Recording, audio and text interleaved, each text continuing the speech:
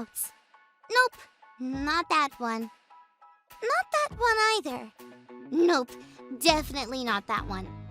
You might be wondering what I'm talking about. Well, my mom and I were at the community garden yesterday. It was so cool. Everyone in our neighborhood came and planted something.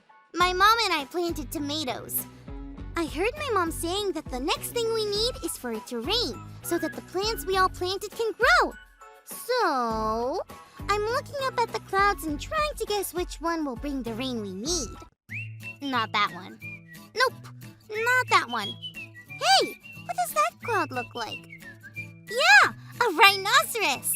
What does that cloud look like? Yeah. That looks like a pig with a monkey riding on its back. But none of these clouds look like rain clouds, and we really need rain so our tomatoes can grow. I know what to do. God, can you make it rain so that our community garden can grow? That would be awesome! Oh, and you're awesome, God! Thanks! Amen! I'm gonna keep looking for rain clouds while we check out our Bible story for today. It's time for today's Bible story. It comes from the book of 2 Kings, chapter 4. One day, Elisha and the people traveling with him were visiting a place that was in the midst of a famine. A famine is when the land is dry and there is no food. They didn't know what to do, but Elisha told them to cook a large pot of stew. They didn't have anything to put in it, so one of the men with Elisha went out and picked a bunch of gourds, which are kind of like pumpkins but skinnier. He sliced them up and threw them in the stew, even though he didn't know what they were. The stew was terrible, and no one could eat it. But Elisha listened to God closely and did what God said. He knew what the stew needed.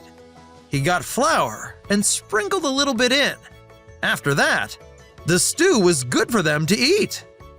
Another time, a man brought Elisha 20 loaves of bread. It wasn't enough to feed everyone, but Elisha told him to pass it around anyway, because God told him there would be plenty for them to eat. In fact, there would be leftovers. The people who were with Elisha weren't sure about this, but they did what he said, and sure enough, they all ate until their bellies were full, and there was more for later.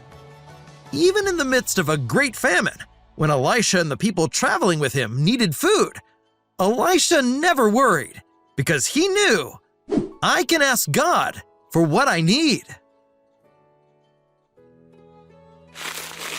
Well, friends, God did bring the rain that we needed for the garden. In fact, I found out that gardener Mary over there, she's the one that runs the community garden, comes and waters the garden herself whenever it needs it.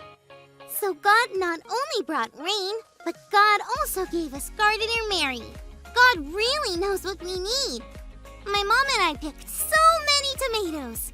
We picked big, fat tomatoes like this one, and little round tomatoes like this one.